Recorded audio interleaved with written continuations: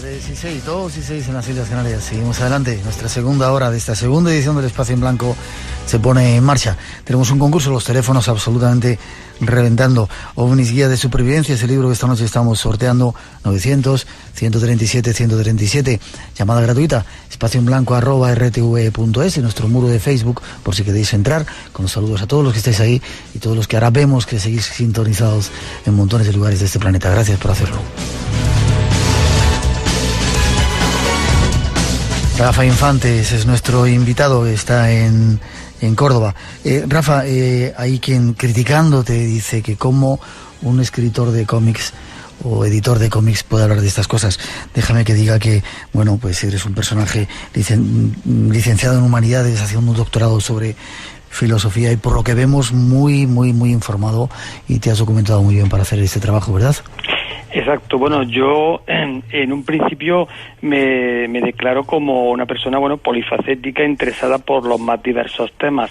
Entre ellos, y desde hace mucho tiempo, pues el tema de los ovnis y de la vida extraterrestre, que además de alguna forma pues enlaza con mis otros intereses, porque no está si hacemos grandes preguntas sobre la vida en la filosofía, ¿por qué no hacernos grandes preguntas sobre la vida más allá de nuestro planeta? No veo contradicción alguna.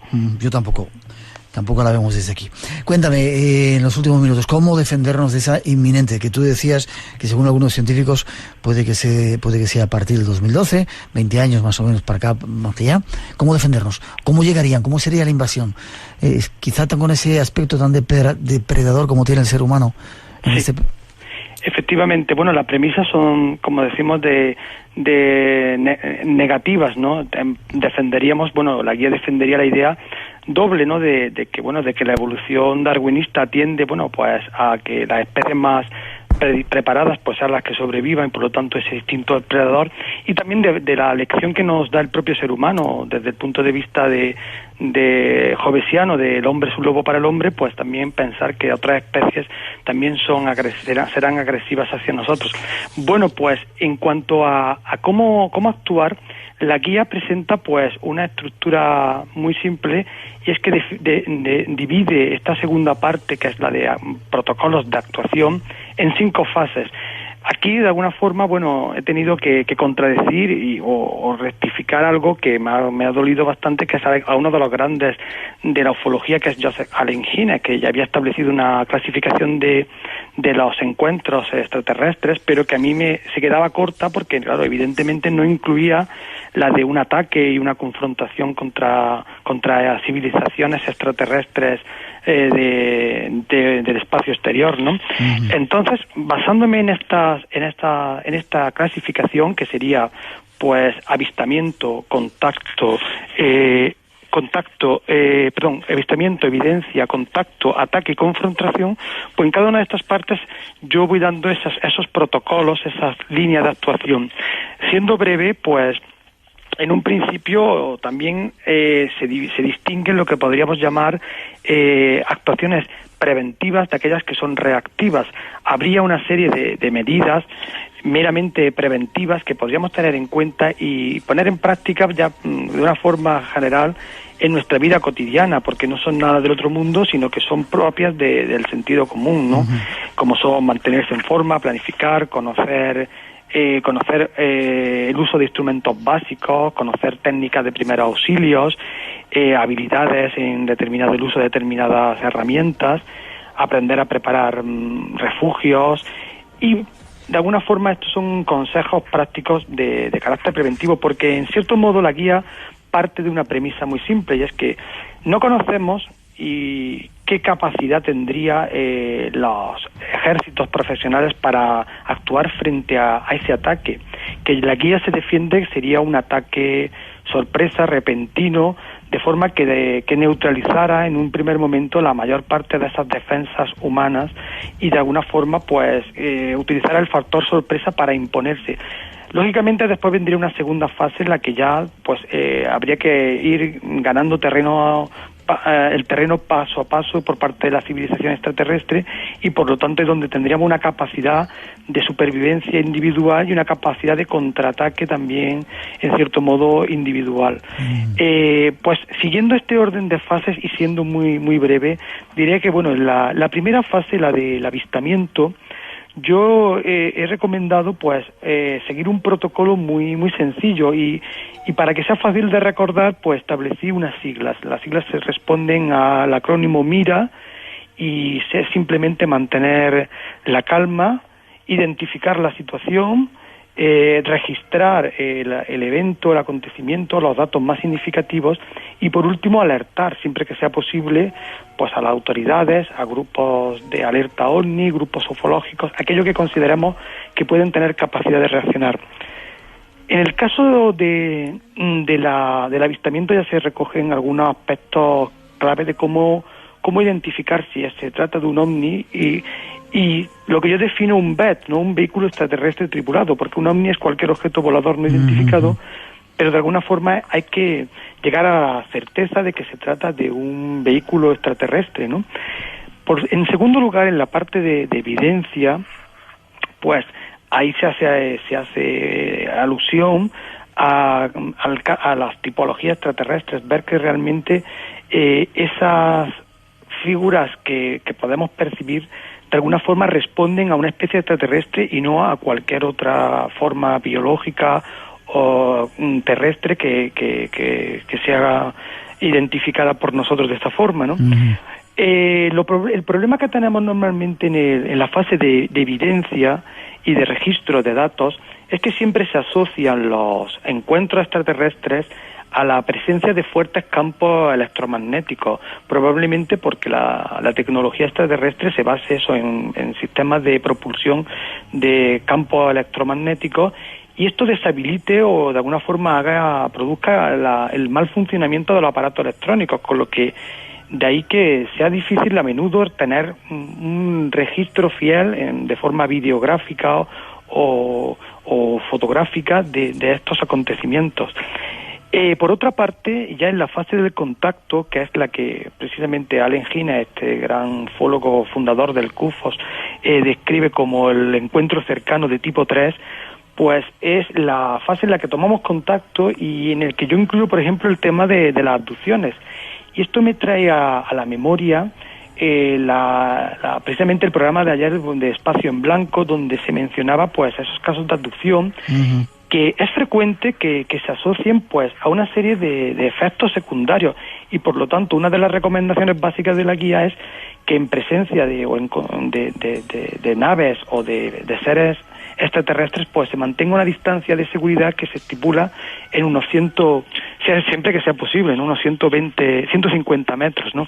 Bien, pues efectivamente, ya decía, pues las abducciones siempre van asociadas a efectos secundarios, como son pues la sinagesia, es una alteración de los sentidos, también la propia amnesia, también algún tipo de malestar, de hormigueo, de sensación de... Bueno, hay una serie de datos que están reportados y que se asocian siempre en estos casos, y por lo tanto hay que tener en cuenta que la presencia y el contacto extraterrestre puede tener esos efectos secundarios en el ser humano. Déjame que diga una cosita, sí. Perdóname que te corte. Sí, no importa. Quizá tengamos que hacer una segunda parte del programa. Parece de locos lo que estamos hablando. Seguramente mucha gente que está escuchando dirá, estos tíos se han grillado ya. Están hablando de una inminente es cierto que invasión. Pero hay muchos datos que están ahí abriéndonos los ojos. Y déjame que diga, equipamiento básico que tú recomiendas: cuchillo bien afilado, navaja multiusos, prismáticos, brújula, teléfono móvil, GPS, radio, máscara antigás, radiotransmisor, receptor, mapas, lápiz y libreta, armas ligeras, dices, pastillas potabilizadoras de agua, bengalas señalizadoras, linternas, baterías, encendedor o cerillas, kit de primeros auxilios y manta isotérmica. A lo mejor hay que empezar a tenerlo en cuenta. No nos queda mucho más tiempo, 2 minutos, cuéntame, y te pregunto si ese contacto se ha dado ya entre seres extraterrestres y algunos gobiernos de la Tierra. ¿Lo sugerías antes?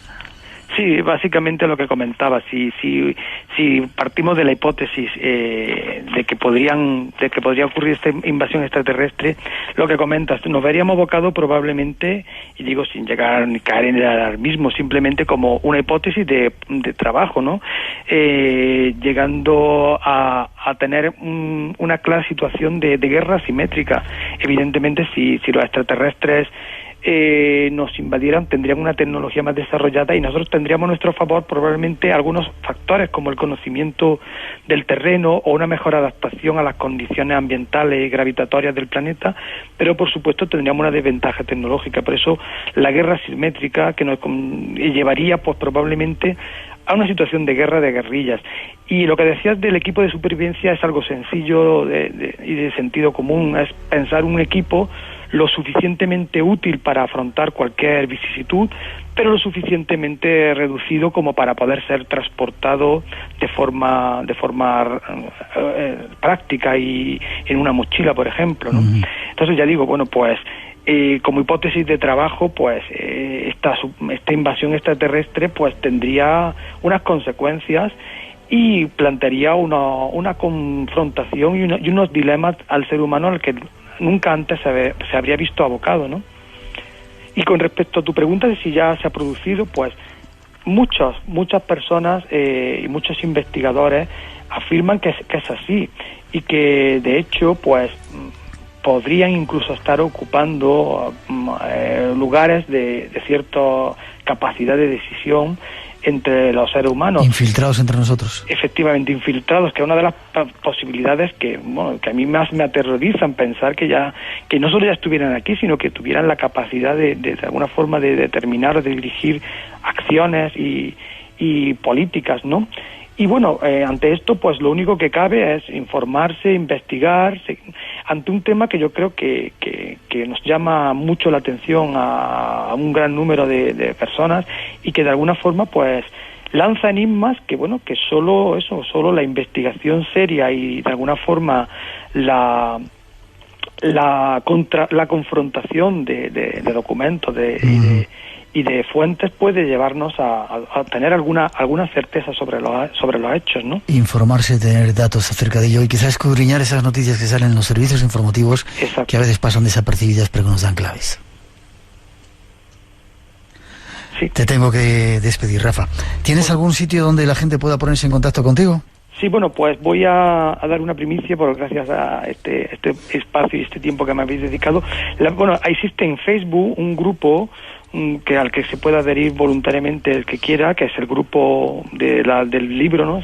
Guía de supervivencia, pero yo desde hace tiempo tengo un proyecto porque de alguna forma siguiendo un poco aquel término del síndrome de la escalera, cosas que te quedan siempre por decir, incluso que ya después de haber publicado el libro, pues estoy trabajando en el proyecto de abrir un espacio web en el que la gente puede contactar y en el que pueda participar. Uh-huh. Con el dominio que yo adquirí a raíz de la elaboración del libro, el dominio de alienproject.net, se va a llamar el dominio y la página. Alienproject.net. Sí, el libro, parte de la premisa de que de todo esto responde a un grupo teórico, se llama Alien Project, y en esa página publicaré cualquier novedad, cualquier aclaración, añadido, información adicional a la guía, y será www.alienproject.net.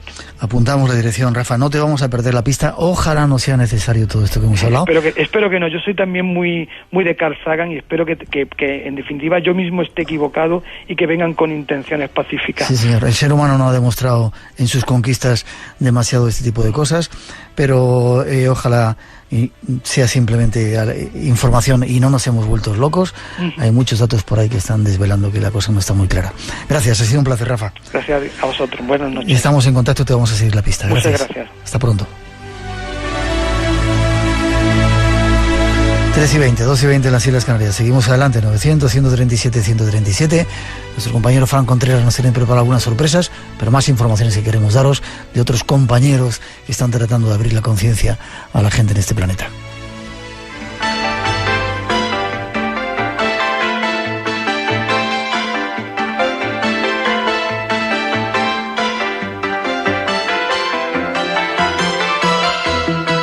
arrancando temporada no podía faltar a nuestra cita un clásico, uno de los guerreros del espacio en blanco, Millo, Emilio Fiel. Hasta él nos vamos para encontrarnos. Buenas noches, Millo. Buenas noches, Miguel. Buenas noches a todos. ¿Cómo estás? Muy bien, el verano intenso y aquí estamos otra vez. ¿Dónde has estado? Pues bueno, sobre todo aquí con la Sadana en el Librama, en Borja, Zaragoza, y básicamente trabajando aquí en la naturaleza, en Urbasa, en la montaña. No creas que ha cambiado mucho el entorno, pero las experiencias sí ha cambiado y la gente también. Ajá. Están pasando muchas cosas sin que nos demos cuenta, ¿verdad, Emilio? Sí, se nos escapan de las manos de lo simples que son, pero esas son las importantes. Ajá. Habría que remarcarlas un poco para que la gente que está todavía un poco, que estamos con los ojos cerrados, nos diéramos cuenta, ¿no? Esto de la crisis, por ejemplo, económica, todos los días hablando de los bancos, de la bolsa que baja, de todos los follones, oculta un montón de cosas que están ocurriendo por debajo, ¿verdad? Pues ya hace tiempo, aquí mismo, te decía, hasta que no haya conciencia en el dinero y en las finanzas, esto no va a acabar, justo acaba de empezar y cada vez lo vemos más. Por otro lado, pues qué maravilla el 15M que está saliendo, las cosas desde la base, que ya hemos hablado también de ello repetidamente, pero que no debe morir, que debe ser solo el comienzo de una buena batalla, porque las cosas que salen de la base son las que ayudan a cambiar definitivamente la Tierra. Luego, por otro lado, pues también están cayendo todos los poderes externos, da igual los dioses, las religiones, las tradiciones, los políticos, los maestros, es igual, los ídolos. Y bueno, ya es hora de asumir nuestro propio poder también. Fíjate cómo estamos con el tema de Palestina estos días. La tierra, después de estas fechas que estamos cumpliendo, entramos hoy en otoño y os deseo pues buenas batallas internas en este otoño a todos. Pues la tierra, después del comienzo de este otoño, iba a empezar a moverse. Ya hemos empezado con muchas cosas, terremotos, inundaciones, muchas cositas. La tierra tenía un momento de descanso en los meses de julio y agosto prácticamente, pero ahora ya el ritmo va a volver a comenzar. Y todo está así, en todas partes y por todas las cosas. Mira, todo lo que sucede con los intentos que están haciendo por arreglar matemáticamente la crisis, no hay manera. Y ciertamente, pues la de apretarse el cinturón no parece un camino tampoco que permita crecer mucho al futuro. En esto los yanquis siempre son más espontáneos, son muy simples, pero por eso también más eficaces, ¿no? Ellos han dejado el déficit a un lado, se lanzan a invertir y a mover un poco las cosas para el futuro. Siempre salen de las crisis en la mitad del tiempo que Europa o menos,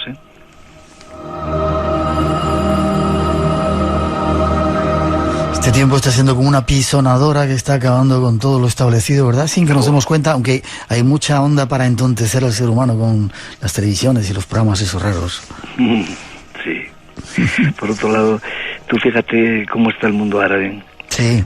Fíjate cómo está, bueno, todo, en realidad, fíjate cómo se ha extendido. Lo importante de todo es la conciencia planetaria. En estos momentos, como decía la tradición, China ha invadido Europa y creíamos que iba a ser con gorros de metal y qué va, con billetes de euro. O con papeles de deuda, ¿no? Y ha comprado ya, junto con otros países emergentes, media Europa, que parecía inviolable, y se compran naciones como se compraban antes empresas, y finalmente todo esto llevará justo a eso, a asumir el poder por nosotros mismos y de alguna forma acabar con el poder del ego, que es lo que estamos en estos momentos por acabar, y desarrollar eso que unos u otros llaman de diferentes maneras, pero que hemos llamado tantas veces la conciencia crística, ¿no? Es encarnar el espíritu de la tierra, nada más que eso. También es curioso, cuando viajas por ahí por el mundo te das cuenta que está renaciendo por otro lado el antiguo saber, las antiguas tradiciones, y que parece que hay una onda en todo este tiempo de reunir a las tribus, ¿no? Bueno, pues eso es lo que vamos a hacer este año, el 2012, después de 40 años de hablar de él, está aquí ya entre nosotros. Y es 40 años llevamos hablando de ello. Yo llevo, sí, 40 años. Antes de que Argüelles empezara, incluso ya habíamos hablado de estas fechas cercanas al 2010-2012. Y ahora Argüelles ha partido hace poquito. Y bueno, pues hay que seguir un poco también con su trabajo. Estábamos allí en un consejo de visiones. Y ahora pues vamos en enero, justamente te hablaba hace un ratito de eso, ¿no? Al llamado de la montaña, porque los líderes internos y los coordinadores más bien de los movimientos de Cualdea, del Rainbow, de los 15M, de todos se reúnen en Colombia. Y en contacto con mi hermano Alberto Ruz y con los que coordinan un poquito todo aquello, pues del 7 al 14 de enero estaremos allí para determinar lo que ya os había planteado, es decir, cuál va a ser el intento común a nivel planetario que planteemos nosotros, en contacto con Europa, en contacto con América y desde luego en contacto después con los demás continentes que tenemos. Un intento que es una llamada que tiene que resurgir sobre todo en otoño del 2012 hasta primavera del 2013. Y ese esquema es el que sigo adelante, el Consejo de Jóvenes Ancianos, que también por otro lado aquí en septiembre voy a convocar en nuestro viejo reino de taifas llamado Alcover, con los castillos árabes y todo lo que hicimos en la comunidad del Arco Iris. Y yo querría pues convocar a todos los viejos guerreros de Arco Iris. 25 años después de que yo salí personalmente de allí, y muchos otros también, pues de alguna forma cerrar ese círculo allí en las mismas tierras que nos vieron, en Tarragona, en Alcover, y de alguna forma hacer allí el primer Consejo de Ancianos hispano y al mismo tiempo reunir a las gentes, a los viejos guerreros de Arco Iris y a los instructores que han estado trabajando en estos últimos años después de todo aquello. Se presenta un otoño movidito y un invierno movidito para esas batallas floridas que deben de ser. No queremos batallas de otro tipo cruentas, sino floridas, ¿verdad? ¿Cómo se puede ayudar? Dice la gente. Parece que no son tantos, no me quiero incluir, no son tantos la gente que está con ese despertar, con esa conciencia, y que se necesita mucho camino todavía y mucha ayuda. ¿Cómo puede hacer la gente para ayudar a este movimiento? Hay quienes hablan del número crítico, esos 144.000 maestros ascendidos que tienen que realizarse en estos tiempos, y solo queda año y medio para empezar la nueva etapa. Pero la verdad es que lo que viene de una forma más sencilla que lo que pensábamos antes. No se trata ya de hacer un gran trabajo, sino que estos mismos jóvenes que ahora que mandan al carajo todo lo que hay, que son mal hablados, que están todo el día pensando en juergas, un momento de atención interna, y ellos tienen esas cosas aparentemente resueltas. Lo estamos viendo cada día. Los nuevos niños que vienen no vienen solo porque sean niños que ya hacen las cosas bien, no. Como todo el mundo y todas las gentes, o eres rebelde o no puedes despertar, ¿no? Entonces esta gente pues es muy rebelde, tiene mucha energía, conecta con el ser. Bueno, en principio, más allá de todo lo que hagamos, no hace falta mucho. Antes el tiempo era necesario y la intensidad y la disciplina también. Ahora es la toma de conciencia. Es decir, lo que se nos pide es tener el corazón abierto y elevar la frecuencia de nuestras energías por una llamada sincera interna, ¿no? No a nadie exterior, sino a nuestra propia presencia yo soy, a nuestra propia chispa divina, como queramos llamarlo, al ser que somos.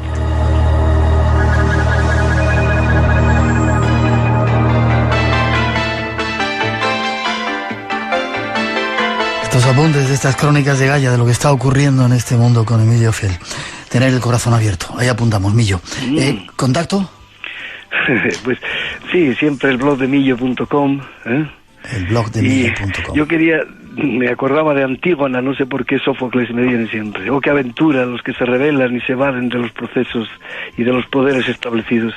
Su camino pasa siempre por la oscuridad desconocida, dice Antígona. Pues algo así, ¿no? Como los Vedas, como estos cantos de hace 7.000 años, ¿no?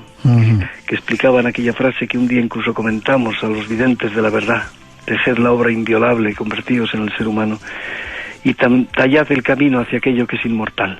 En eso estamos. Yo creo que de lo que se trata es de abrir un tiempo en que la muerte deje de ser nuestro muro final que rompe con todas las ilusiones, y que de alguna manera también cada uno asuma su propio poder con naturalidad y sin grandes espasmos y sin grandes subidones egóticos, sino de manera simple, de manera sencilla. Y qué curioso lo que decíamos, aquel tiempo que esperábamos, que nos parecía muy lejano, el 2012, ya está aquí, hay que moverse. Ya está aquí, hay que moverse. Aquí estamos, Miguel. Sí, señor. Aquí estamos. Pues nada, que tengáis un magnífico otoño que comienza ahora, y que la tierra pues haga los cambios que tenga que hacer. Ella ya sabe hacerlos con el menor dolor posible, pero hay cambios tan fuertes que a veces no pueden evitarse. Los sufrimientos y los dolores, y muchas de esas gentes se ofrecen voluntariamente para servir de ejemplo a los demás. Bonitas batallas floridas para ti, Miguel. También para ti, Miguel. Fuerte abrazo, estamos en contacto.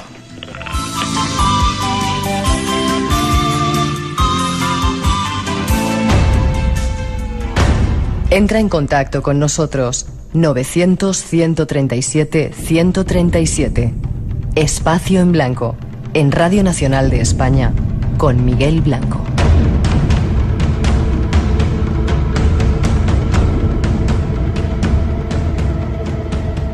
Soy Eric von Däniken y me gustaría un saludo a Radio Nacional.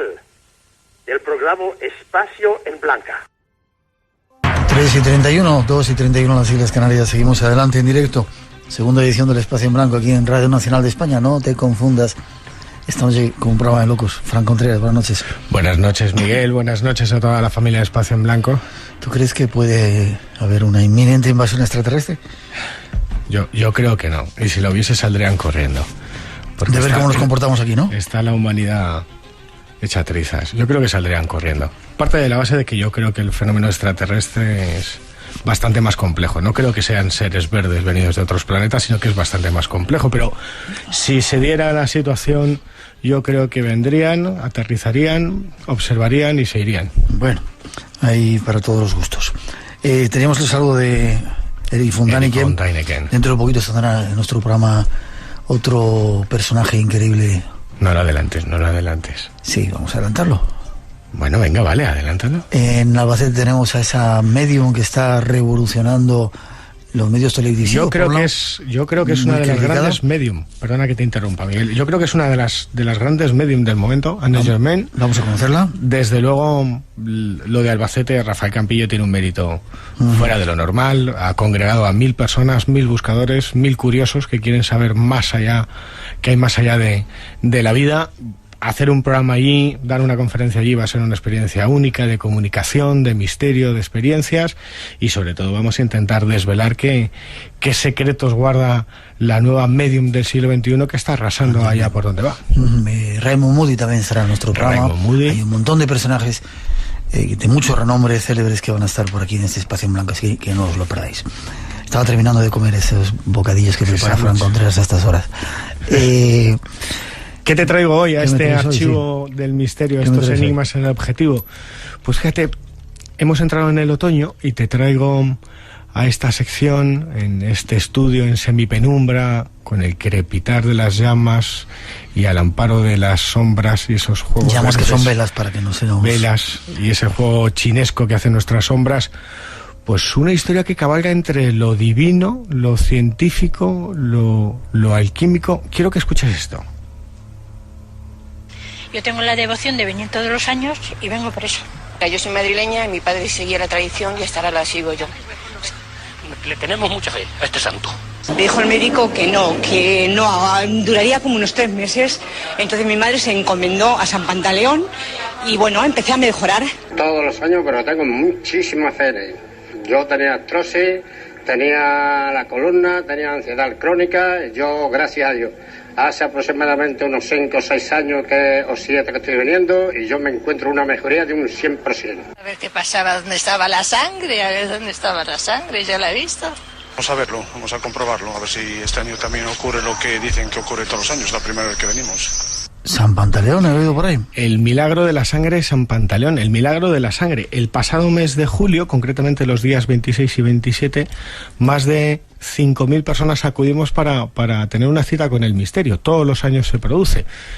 Cerca de las 4 de la tarde del día 26 de julio, las monjas agustinas recoletas sacan una urna donde hay una pequeña ampolla, donde hay una sustancia de color rojo oscuro. ¿Lo sacan las monjas, no un sacerdote? Sí, lo sacan las monjas agustinas, monjas de clausura, y a partir de las 4 de la tarde, todos los que acuden a la Iglesia de la Encarnación, situada al lado del Palacio Real, en Madrid, detrás de Ópera, pueden ver cómo eso que alberga esa teca, esa ampolla, la supuesta sangre del mártir San Pantaleón, se transforma de una forma inexplicable. Hay un ambiente de fervor, de religiosidad, de misterio sin igual. Bueno, desde hace 10 años vengo siguiendo el misterio de la sangre de San Pantaleón. Es una historia absolutamente sobrecogedora, alucinante. Lo mires por donde lo mires, se puede ver desde diferentes perspectivas. Pero bueno, ¿quién fue San Pantaleón? Vamos a empezar por el principio. La historia. Escuchamos a Joaquín Martínez, sacerdote de la Iglesia de la Encarnación. Pues un mártir de comienzos del siglo IV del cristianismo, que era médico, con un sentido cristiano empezó a ejercer la medicina gratis. Entonces fue acusado por envidia de hacer magia y después de torturado murió también junto a San Hermolao y otros 2 compañeros, Hermipo y Hermócrates, el día 27 de julio, que era el sexto de las calendas de agosto y que corresponde después también del salto del calendario juliano al gregoriano al actual 27 de julio. Un médico que se dedicaba de forma cristiana a curar a sus... Sí, San Pantaleón es una palabra griega que significa en todo semejante al león, que según las actas volandistas nació en Nicodemia, el actual Izmir, en Turquía, era hijo de Eustorgio y de Eucuba, llegó a ser un gran médico durante el imperio, además fue requerido por el emperador Maximiliano, pero su paso al cristianismo, dejó el paganismo, hizo que el emperador Galerio Máximo le diese martirio en el año 305 después de Cristo. ¿Vivió en Turquía, entonces? Supuestamente sí. ¿Cómo llega o cómo se fragua la protohistoria de su sangre, de la reliquia? Escuchamos a Joaquín Martín. Los cristianos que ya tenían costumbre en comienzos del siglo IV de recoger no solo el cuerpo, sino también la sangre de cuando había sido decapitado el mártir, lo recogieron en ampollas, y desde Constantinopla vino a la Colla Amalfitana y desde la Catedral de Ravello una porción de la sangre en el siglo XVII aquí al Monasterio de la Encarnación. Se ha caído por diferentes partes del mundo hasta que llegó aquí a España. Sí, bueno, habría que matizar que el culto a las reliquias es un tema lleno de luces y de sombras. El culto a cualquier reliquia está auspiciado por el derecho canónigo, y el furor a las reliquias surge después de que, tras el Concilio de Trento, se dé respaldo a cualquier reliquia, aunque no sea auténtica. El caso es que la de San Pantaleón llega a España en 1611, cuando la hija del virrey Juan de Zúñiga, fundadora del Real Monasterio de la Encarnación, la trajo. Y a partir de ahí empiezan curaciones milagrosas y sobre todo el portento de su transmutación. ¿Cómo es ese proceso? ¿Cuándo empieza ese proceso? Escuchamos a Joaquín Martín. Hemos contrastado lo que sucede en otras partes, en concreto en Ravello, que por decirlo así es la ampolla madre de esta porción, y hemos contrastado que sucede lo mismo. Allá por el mes de finales de abril y comienzos de mayo empieza a cambiar el color del contenido de la ampolla y empieza a reducirse incluso el volumen. Toma un volumen más rojizo, la superficie se pone más brillante, y luego en el mes de junio como que quiere empezar aquello a moverse, pero no se mueve todavía, hasta que cuando se van acercando los días del 26 y 27 de julio. Es interesante lo que dice Joaquín Martín, porque todo el mundo piensa, mucha gente piensa que se produce los días 26 y 27. El día 26 aparece la ampolla y esa sustancia que durante todo un año está rojo de un color rojo oscuro, seca, ¿no? Seca, llega el día 26, se transforma en algo líquido, se mantiene líquido el día de la festividad del santo, que es el día 27. Qué curioso que sea la festividad del santo. Sí, y da igual el calendario, porque no coincide siempre en las mismas fechas. Bueno, lo más curioso es que justo tras la llegada en 1611 de las reliquias se produce un auténtico expediente ex eclesiástico, un juicio inquisitorial. El 28 de enero de 1724, Miguel Herrero Esquerra, arzobispo de Santiago de Compostela, capellán mayor y juez ordinario de la Santa Inquisición, ordenó que se abriera un juicio a la reliquia. Y desde 1724 a 1730, Miguel declaran 13 testigos sobre el prodigio, desde la priora del convento de la Encarnación, Sor Agustina de Santa Teresa, el obispo de Cuenca, Juan de Alancastre, el calificador de la Santa Inquisición, Agustín de Catejón, los doctores de la Corte Real, Fernando Montesinos y Juan Tornay. Todos ellos, año a año, durante ese tiempo, dictaminan que el fenómeno se produce. ¿Y qué es lo que se dice en ese informe que se guarda y al que puede acceder en el convento de la Encarnación? Prodigio, milagro.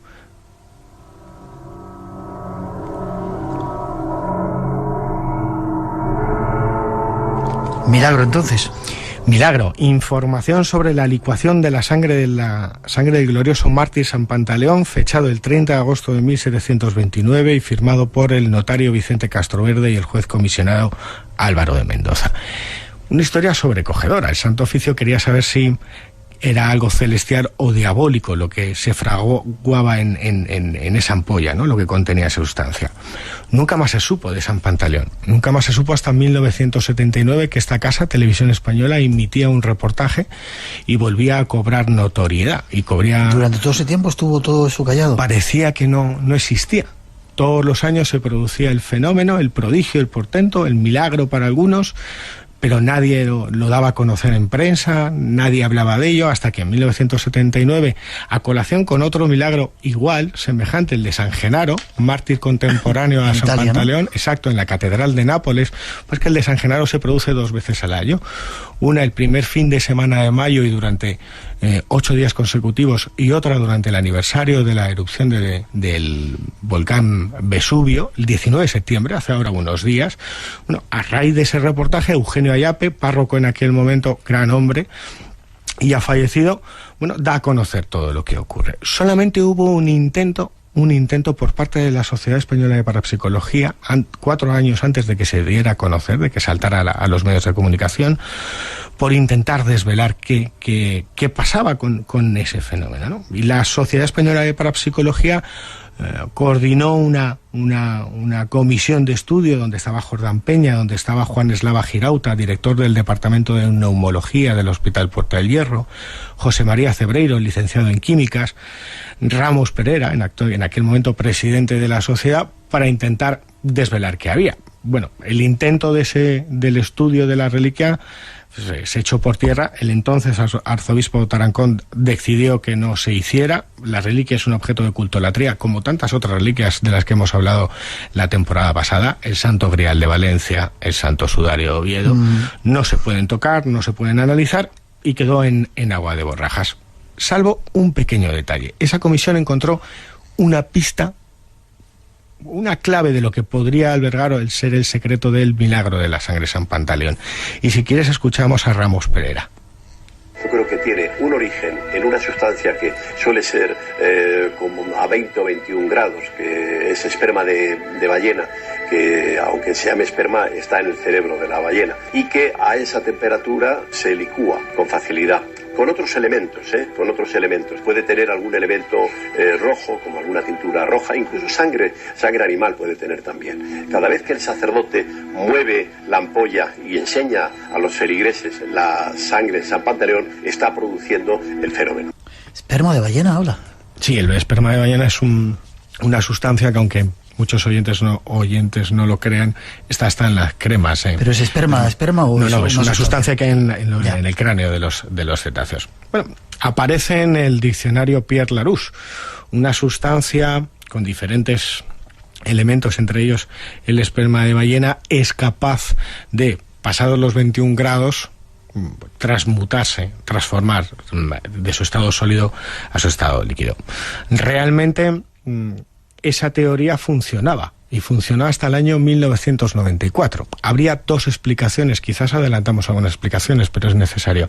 Habría 2 explicaciones para el milagro de la sangre San Pantaleón. 2 hipótesis para resolver el misterio. Una térmica, que explica que la sustancia se transforma debido al calentamiento. Normalmente la reliquia, y te digo, hasta 1994, la enseñaba el sacerdote y la mostraba para avisar a los fieles el reverendo, el párroco o el cura, con lo cual con los dedos podía calentar esa sustancia y se transformaba. O otra teoría, que es la mecánica, que afirma que pues se trata de una mezcla isotrópica que se licúa por el movimiento, es decir, tendríamos el mismo efecto. ¿Cuál es el problema? Desde 1994 la reliquia, por un accidente que tuvo, no es tocada.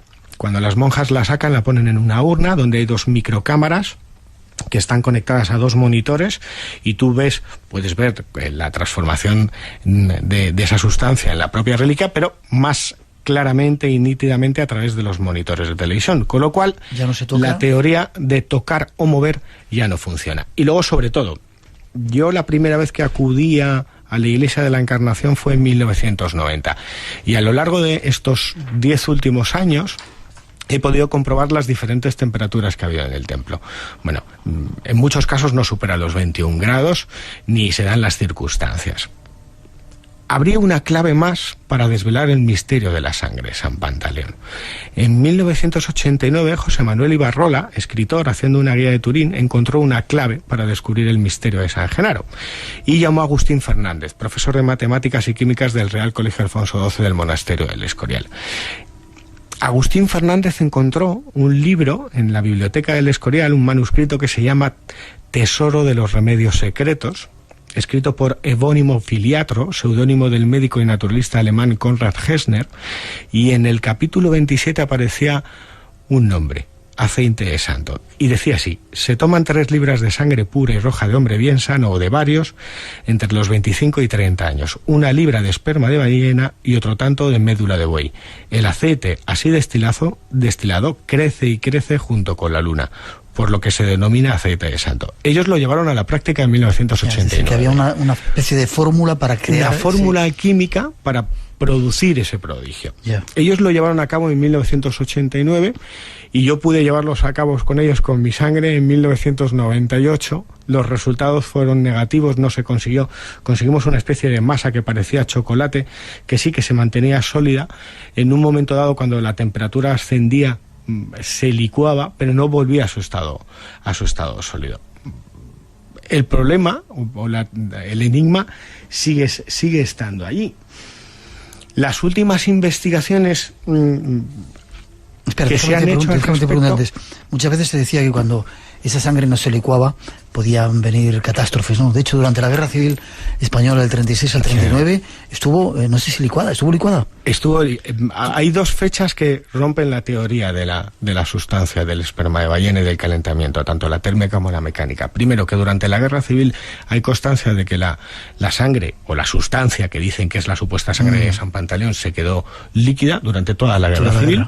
Y luego, del 27 de julio de 1979 a noviembre de 1980, tal y como confirmó el padre Eugenio Ayape, también se quedó licuada o líquida esa sustancia. ¿Y pasó algo grave, no recuerdo, para España, para el mundo? Es una herencia leyenda de la de San Genaro. En Italia, en la Catedral de Nápoles, en la capilla que alberga la reliquia de San Genaro, la sociedad, el pueblo, los fieles, los devotos afirman que si se retrasa en el milagro va a haber un problema y va a haber una desgracia, y de ahí hemos heredado ese malfario, supuestamente.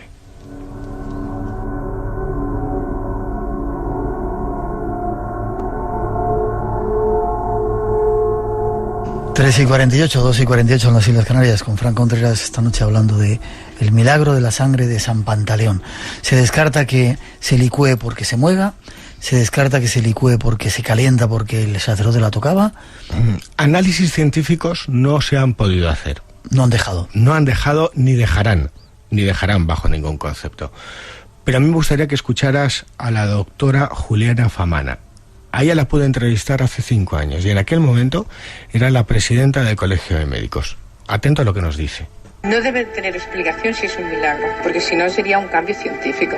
Lo más extraordinario que podría ser es de que esto siempre ocurra el día 27, porque el día 27 no es por cambio físico, es cambio, a veces hace más calor, más frío, pero incluso cada 4 años cambia de día.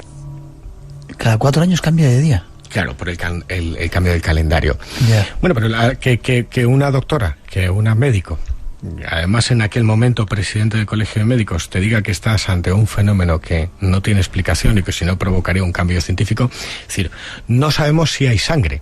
Lo que está claro es que si hubiese sangre, el enigma está ahí y está muy vivo, porque todo el mundo sabe que la hemoglobina, el contacto con el oxígeno, no produce esas transformaciones precisamente. Aparte si está una...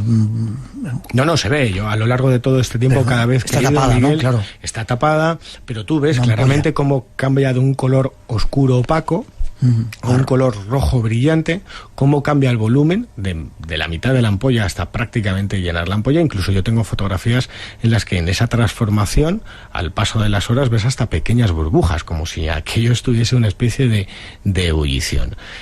Sea como fuere, las únicas comparativas que podemos hacer es con el estudio del enigma italiano. Como es exactamente igual, allí sí que se han preocupado desde la universidad, intentar dar explicación a todo esto. Bueno, incluso te diría, los primeros estudios los llevó a cabo la Universidad de Nápoles en 1880 por parte del profesor Albini. Hizo una solución de chocolate, de pólvora, castina, cuajo y sal, no funcionó.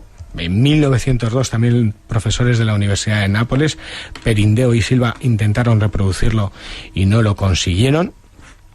Quizás los más destacables son los que primero se hicieron en 1989. El cardenal Michel Giordano aprobó que se realizaran esos experimentos y ordenó a Luigi Balma Bolone, conocido por los estudios con la Sábana Santa, catedrático de Medicina Legal de la Universidad de Turín, y al doctor médico clínico de Nápoles, Felicio Onofrio, que intentara ver qué elementos albergaba la cápsula de la sangre de San Genaro. ¿En el caso italiano sacaron muestras de la sangre? No mostraron, no pudieron sacarla porque sigue siendo, pero sí dejaron hacer una prueba que esperemos que dejen hacer a la reliquia española de San Pantaleón, que son análisis espectrográficos. Hicieron una comparativa y descubrieron que había sangre arterial. Claro, eso es fascinante porque pones un elemento que hasta ahora está en sospecha. Verdaderamente hay sangre. Con lo cual ahí se está produciendo un prodigio que supera los conocimientos científicos que tenemos o que desconocemos. Fíjate, hace, creo que fueron 5 o 6 años, 10 años, Luigi Gascarcelli de la Universidad de Pavia realizó un estudio que publicó en Nature. Y en ese estudio consiguió demostrar que el fenómeno del milagro de la sangre de San Pantaleón y de la sangre de San Genaro se puede llevar al laboratorio y reproducir en diferentes circunstancias. Él cogió una mezcla de un color rojo oscuro, de carbonato cálcico, hidrocloruro de hierro y agua salada, y con esos elementos podía reproducir cuantas veces quisiera el fenómeno, el prodigio.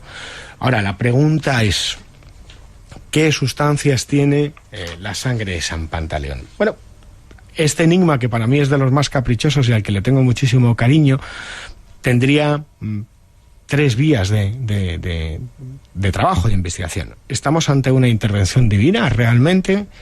Estamos ante la acción psíquica, la facultad sí de los fieles devotos que son capaces de transmutar esa sustancia, que todo el mundo la puede ver durante todo el año en la capilla de reliquias del monasterio y líquida esos 2 días en la iglesia. O estamos ante un juego alquímico, un guiño perdido en el tiempo de un conocimiento hoy perdido. La frase sería la que decía San Agustín: un milagro no se produce en contradicción con la naturaleza, sino en contradicción con lo que nosotros sabemos de ella. ¿En serio, Fran sigue estando ahí? Hace 2 meses estábamos allí, hace una semana ha ocurrido en Italia, en Nápoles. Y de hecho mucha gente, hemos escuchado los testimonios de la fe que tienen, cómo les cura, cómo les sana, cómo les alivia de sus dolencias. La fe mueve montañas, y cuando uno acude a sitios como la Iglesia de la Encarnación, los días de la festividad de San Pantaleón, descubres lo que es capaz de mover la fe a todos los niveles. ¿No te gusta creer en los milagros? ¿Tú prefieres pensar que...? Yo pienso lo mismo que San Agustín, ¿no? Creo en los milagros. El mayor milagro es que nosotros estemos vivos, que nos levantemos por la mañana, que abramos los ojos. Pero que yo no cierro la puerta a que hay una intercesión divina, pero me quedo con la frase de San Agustín, ¿no? Que los milagros no se producen en contradicción con la naturaleza, sino en contradicción con lo que nosotros sabemos de ella. Por cierto, antes de que me despidas, hay que ver la página web de la Academia de la Radio.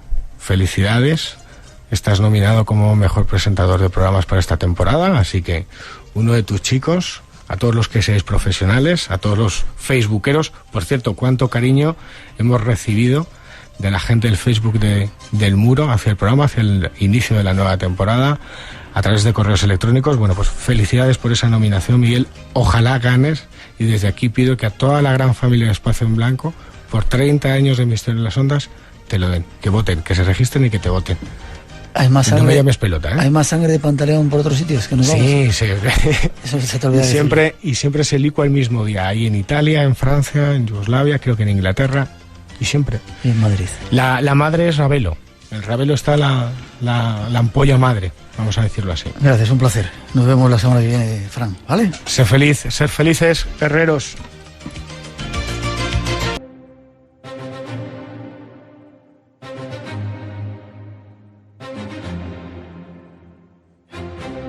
Hola, buenas madrugadas, saludos, llegamos con nuestro cargamento de enigmas. Comienza, es tiempo de misterios y ahí comienza el viaje.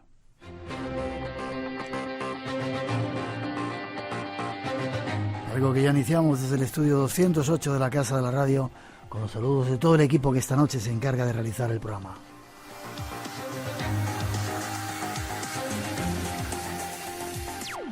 Rosa Rodríguez en la locución y producción, Natalia Sotillos en la realización y coordinación, y Miguel Blanco que os habla.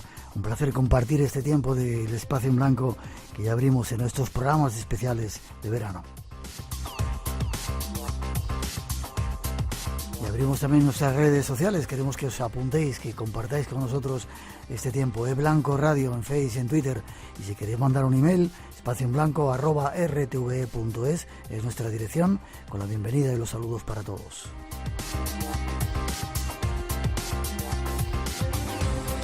Esta semana vamos con temas sorprendentes. Ahí va un avance y ya estáis avisados, llegan con sorpresas.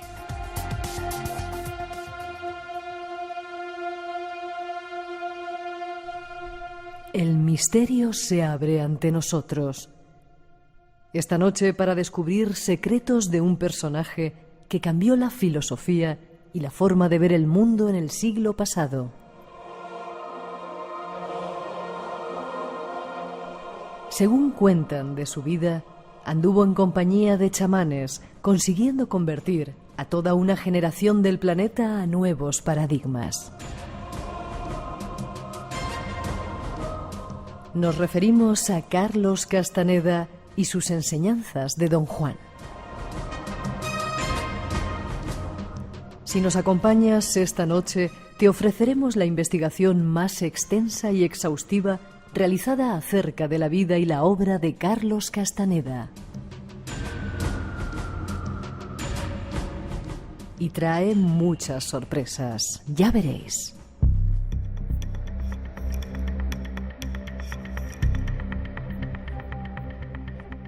Y del mundo de los chamanes viajaremos hacia el universo de otros seres que, según dicen, existen e influyen en nuestra vida. Nos referimos a los ángeles y esta noche se acercan al programa para traernos respuestas. Esta es la nueva hoja de ruta de nuestro viaje hacia el misterio y comprobarás que llega llena de descubrimientos.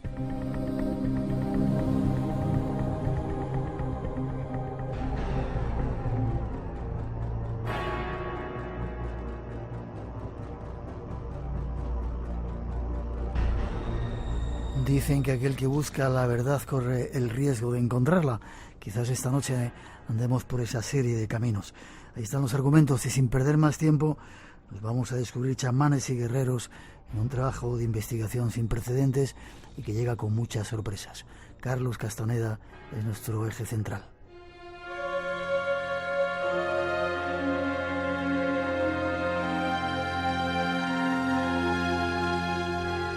Esta noche nos hemos propuesto conocer algo más de la vida del antropólogo más controvertido de la historia, Carlos Castaneda.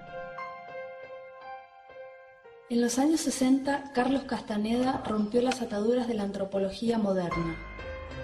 Él estudiaba los rituales mágicos de los americanos nativos y decía haberse convertido en chamán. Siendo adorado como el abuelo de una nueva era, Castaneda inspiró a una generación a salir en busca de iluminación espiritual, drogas y una realidad alternativa. Cambió su vida y cambió la vida de miles, si no millones de personas de este planeta. De hecho, algunas de las mejores mentes de hoy día me han venido y me han dicho que no serían nada sin mi padre. Pero mientras algunos pensaban que Castaneda era un pionero de la antropología, otros pensaban que abusaba de su poder. A lo largo de los próximos minutos, nos lanzamos a conocer la historia desconocida de este ser que cambió nuestra existencia. Castaneda, su vida y su muerte fueron un misterio. Yo no puedo guiarte, decía, pero puedo ponerte frente a un abismo que pondrá a prueba todas tus facultades. De ti dependerá si te lanzas al vuelo o corres a esconderte en la seguridad de tus rutinas.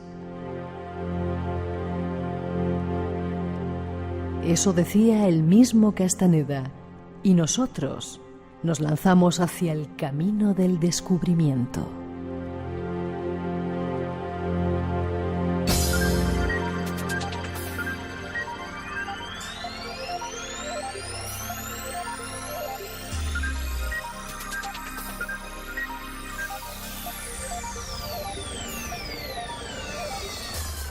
Como ahí habíamos anunciado, vamos a hablar de un personaje controvertido que ha influido en muchas generaciones en este mundo nuestro, del siglo pasado y de este siglo. ¿Te gusta meterte en líos siempre, verdad? No es que me guste, pero es que no hay otra manera de hacer las cosas. Te gusta meterte en líos. Manuel Carballal, buenas noches, ¿cómo estás? Encantado de la vida. ¿Tú qué tal? Bien, contento de que estemos aquí de nuevo.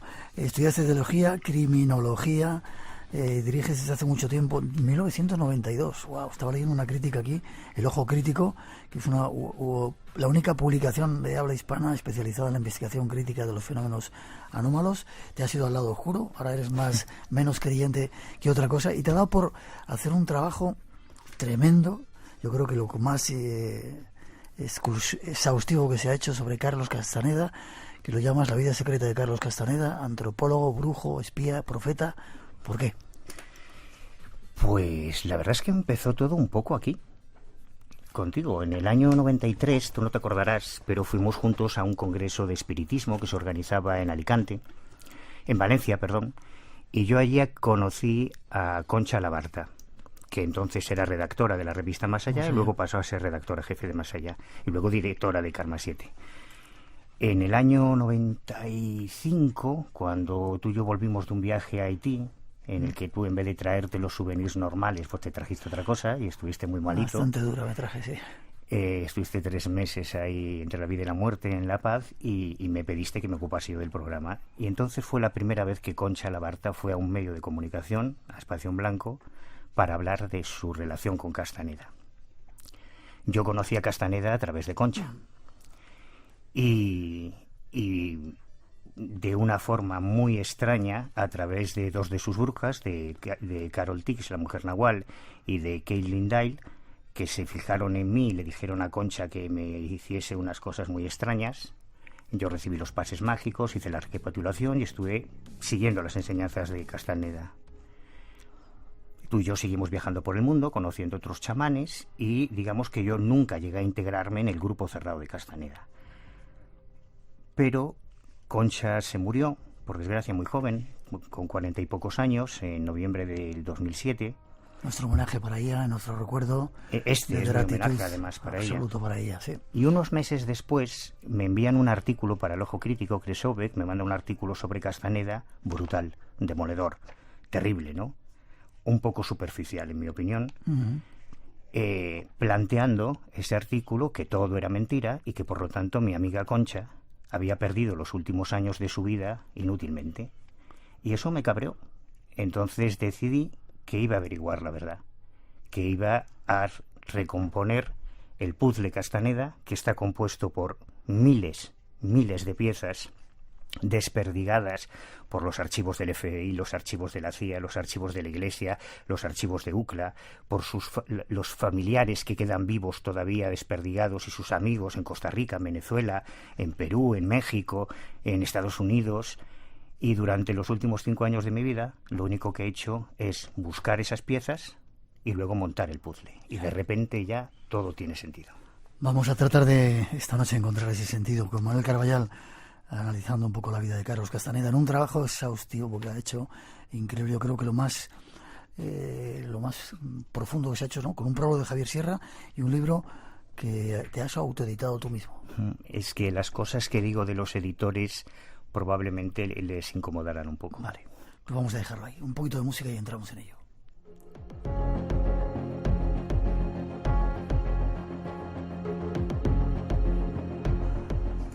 Empezamos por el principio. Hay mucha gente, sobre todo joven, que ya nos sigue y sigue el mundo del misterio, Manuel, que no sabe quién es Carlos Castaneda. ¿Quién es o quién era Carlos Castaneda? Creen que no lo saben, pero el eco cultural de Castaneda es demoledor. Por una razón muy sencilla. Castaneda publica su primer libro en 1968 en la Universidad de UCLA. Este es el primer libro de Castaneda, la primera edición. Es un libro muy chiquitito, con 140 páginas. Es un trabajo de clase, en realidad, que él presentó para una asignatura que se llamaba Antropología Californiana y que luego se engordó un poco con un apéndice para meterle 60 páginas más para que se pudiese publicar como libro universitario. Cuando sale este libro es un momento clave en el que toda la revolución psicodélica de Timothy Leary, que durante años había planteado que a través del LSD podías llegar a la divinidad, a las experiencias místicas con una simple pastilla, De repente, en 1967 se publican los primeros ensayos clínicos sobre el LSD. Hasta ese momento todo valía y el LSD se vendía por correo en Estados Unidos. Y justo cuando se publican los primeros trabajos en Science y en las revistas científicas y se denuncian los primeros casos de suicidios de personas que han tenido un mal viaje, se han querido que volaban, se tiraban de un sexto piso, entre ellas la hija de un conocido presentador de la televisión americana. Se prohíbe el LSD, el primer lugar además, el primero Ronald Reagan, que lo prohíbe, entonces era gobernador de California, se prohíbe en el estado de California y desde el estado de California, desde Los Ángeles, justo en 1968, aparece un tío desconocido, un estudiante de antropología en la Universidad de UCLA, que se hacía llamar Carlos Castaneda. Se hacía llamar. Sí, pues no era su nombre. Ninguno de los nombres con los que conocemos a todos los personajes del mundo de Castaneda es real. Algunas, eso es lo que me ha complicado tanto la investigación, porque Florinda Donner, Taisa Velar, Carol Tis, Kylie Dale, ninguno de los nombres es real. Algunas se lo cambiaban hasta 5 veces, legalmente. Luego nos contarás por qué. Con lo cual era todo muy complicado. Bueno, el caso es que Castaneda aparece a un tiro de piedra o a un vuelo de cuervo de Hollywood, en Los Ángeles. Y todos los directores de cine, músicos, todos los famosos que hoy admiramos como nuestros ídolos y que eran unos jóvenes en los años 60 y 70, crecieron con Castaneda. Por esa razón, casos como el de George Lucas, por ejemplo, el director de la saga Star Wars, de la Guerra de las Galaxias, él antes de estudiar cine estudió antropología. Y claro, se leyó los libros de Castaneda. Y a lo largo de toda la saga Star Wars, todos esos diálogos del maestro Yoda con Luke Skywalker son Don Juan y Castaneda. Aparece el eco de Castaneda en montones de series. Pero antes de que me digas eco, ¿era americano? ¿Sabes si era norteamericano, mejor dicho? Era americano, pero no norteamericano. Era del sur, de Latinoamérica. ¿Costarricense o más abajo? No. Aquí tengo, mira, esta es... Porque eso sí que es una cosa nueva, ¿no? Esa noticia. Esta es su partida de bautismo, que fue una aventura conseguirla en su pueblo natal. También tengo el registro de la partida de nacimiento. Déjame que diga que este libro está basado en un montón de investigaciones que tú has hecho acudiendo a las fuentes, no contando las leyendas que se cuentan en las redes y que van pasando de boca en boca y se van creciendo. Estos son los hechos. Carlos Castaneda nació como Carlos César Salvador Arana Castañeda, este era su nombre real. Él nació el 25 de diciembre de 1925, aunque siempre se quitaba 10 añitos, y esto es importante por todo lo que ocurrió después. Nació en una ciudad del norte de Perú que se llama Cajamarca, que tiene una gran historia, porque allí es donde Pizarro, se produjo la famosa traición de Pizarro, Atahualpa. Es un lugar... a mí me recuerda un poco a Galicia, porque he investigado muchísimo la brujería en Cajamarca y tiene un pensamiento mágico que está a flor de piel en la población. O sea, es un lugar estupendo para que nazca un brujo como Castaneda. Vale, vamos a escuchar, si te parece, la voz de Castaneda. Yo creo que es una charla que está dando en la Universidad de UCLA. Él va a Estados Unidos, va a estudia antropología, ¿no? Por dar unos cuantos datos. Vamos muy deprisa. Sí, él estudia primero en la escuela Pública 91 de Cajamarca, con 8 añitos entra allí. Él era hijo único, aunque unos años después se va a vivir con ellos, con su padre, que también se llamaba Carlos César Arana, y con su madre, que se llamaba Susana Novoa.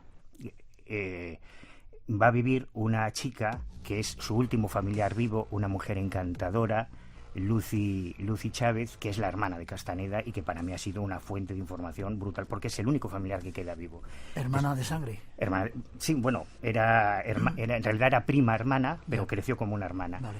Él estudia primero en la 91, luego pasa al Colegio San Román. Ahí he localizado algunos compañeros de colegio de él, entre ellos Armando Vélez, que es el único personaje que aparece en todos los libros de Castaneda, los 13 libros de Castaneda, el único que aparece con su nombre real, porque era su mejor amigo de la infancia. Y también don Armando So Vélez, el niño Vélez, me dio una información y fotografías de la infancia, de él, del colegio, y documentos y demás, las notas del colegio, que siempre era muy mal estudiante. Pero en el año 44, Castaneda se va él solo. Su madre ya estaba enferma, Susana estaba enferma, y él se va a estudiar a la Escuela de Bellas Artes de Lima, porque él era muy bueno con la escultura y con la pintura. Él estudia en Lima. Allí tuve la inmensa suerte de localizar a Víctor Delfín, que es uno de los artistas más reputados de Perú. Actualmente él tiene ya 92 años. Fue compañero de pupitre de Castaneda, fue compañero en la Escuela de Bellas Artes, pero la suerte que tuve es que como era muy bueno y destacó muy pronto y se convirtió en una celebridad en Perú, le ofrecieron la dirección de la Escuela de Bellas Artes. Y cuando años después Castaneda se convierte en un personaje mundialmente famoso, él regresa ya como director a la escuela y recupera las notas escolares. Por eso yo tengo también las notas escolares que me facilitó Berto Delfín de la Escuela de Arte.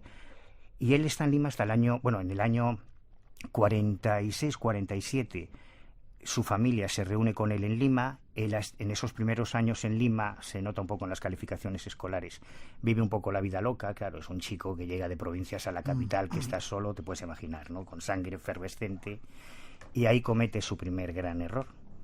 ¿Cuál? Que es que deja embarazada a una chica, su primera mujer. Él se casó 4 veces y tiene una única hija biológica, a la que con la que prácticamente no tuvo relación. ¿Mujer peruana también? Ella era peruana de ascendencia china, Georgina Lu Corso se llama. Y él en el año 51, su madre muere en diciembre del 50, de hecho se trasladan a Lima porque ya no podía aguantar el clima, la humedad de Cajamarca, pero fallece, y en el año 51 él toma un barco cuando se entera de que Gina Lu está embarazada y sale desde el puerto de El Dorado, en Lima, con destino al el puerto de San Francisco en Estados Unidos.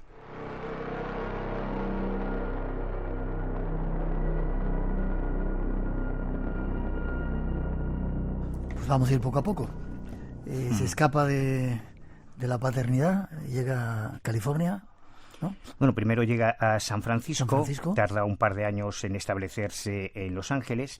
Y claro, puedes entender, Castaneda era un tipo muy pequeñito, yo lo conocí en el año 94, medía 1,58 m. Su hermana, claro, cuando yo le preguntaba por Carlos, en la conversación es muy simpático, porque yo le preguntaba por Carlos y ella me hablaba de César, porque él nunca se llamó Carlos hasta que estuvo en Estados Unidos.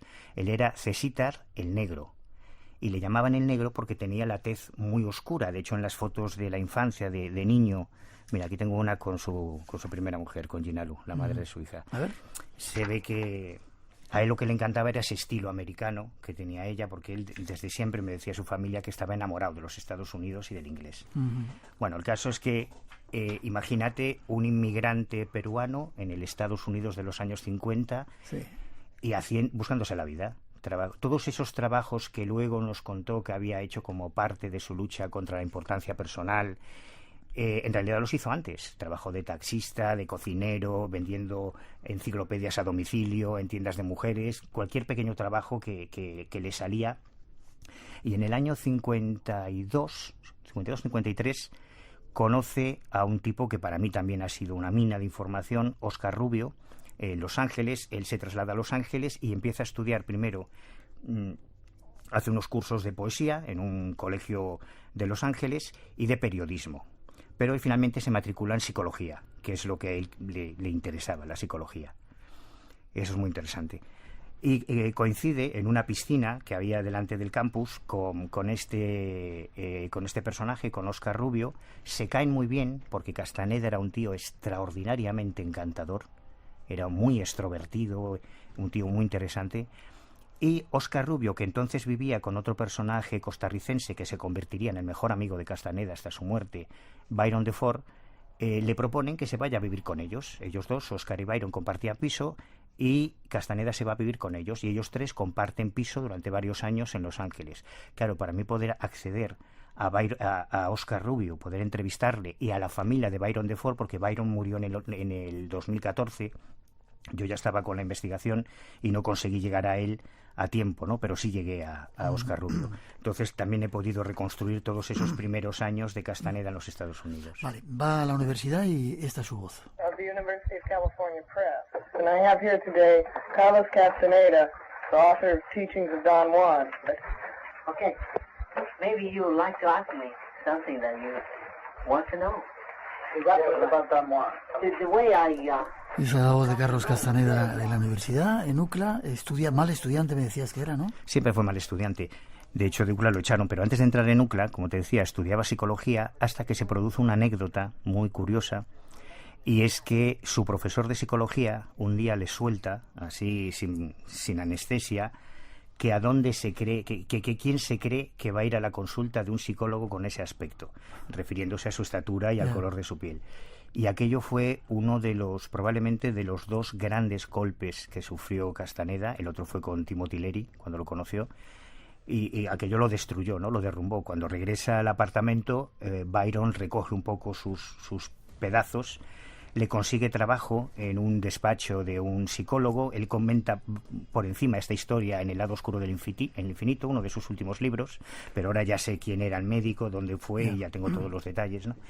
Y entonces decide dejar psicología después de aquella amarga experiencia y se matricula en antropología en UCLA. Se traslada a UCLA y en UCLA, bueno, yo estaba hablando con UCLA de cuando se matriculó, cómo... Y en aquel momento la antropología era una disciplina muy frágil, muy nueva, apenas había 500 alumnos matriculados en antropología en UCLA, y comienza a llevar al ámbito académico lo que siempre le había apasionado, que es el mundo de lo paranormal y de lo sobrenatural. Antes de llegar a UCLA, antes de estudiar antropología, ya había conocido a Yogananda, ya había conocido, había practicado temas de parapsicología, la hipnosis, el detalle de la hipnosis. Fíjate que es algo que cuando yo leía sus libros una y otra vez, yo creo que me he leído los 13 libros 5 o 6 veces, de repente hay cosas que te llaman la atención, ¿no? Que no puedes racionalizar, y es, por ejemplo, cuando Castaneda una y otra vez utiliza la palabra mesmérico. Mesmérico no es una palabra habitual que uses frecuentemente en el castellano. De Mesmer, ¿no? De Mesmer, claro. Entonces ahí me saltaron las chispas, ¿no? Mesmérico. Pues esto viene por Frank Anton Mesmer, el fundador del magnetismo, de la hipnosis. Entonces, cuando ya empecé a reconstruir su biografía, descubrí que su primo hermano, el doctor Cuevita, profesor de la Universidad de Cajamarca, fue el introductor de la hipnosis en el norte de Perú, en Cajamarca. Y él de pequeño, bueno, a él le gustaba mucho lo de la hipnosis, y con sus amigos quedaban con las chicas, con las estudiantes, siempre había muchas chicas. Era un enorme seductor, tuvo montones de relaciones y esa era una de sus grandes bazas, y hacían experimentos de hipnosis, de telepatía, etcétera. Empieza una época en la que se convierte en un tipo curioso y estos le hacen incluso alguna alusión.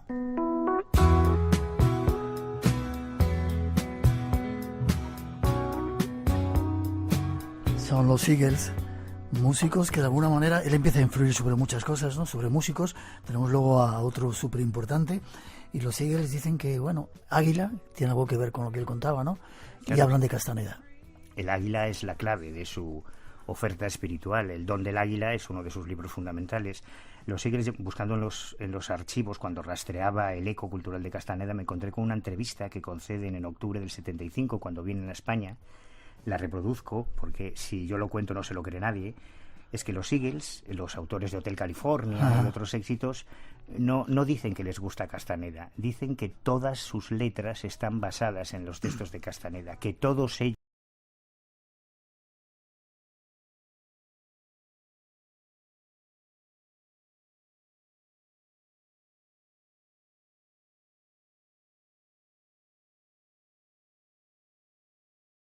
Cristo, y después Carlos Castaneda. Bueno, y seguramente el tercero sería el John Lennon, o el segundo, pero por ahí andaría. Sí, hay incluso una entrevista que él concede a la revista Penthouse 3 meses antes de que le maten, donde espontáneamente, sin que le pregunten por Castaneda, espontáneamente él compara a Yoko Ono con su Don Juan Matus particular. Don Juan Matus era el maestro de Castaneda, el que lo hizo célebre, ¿no?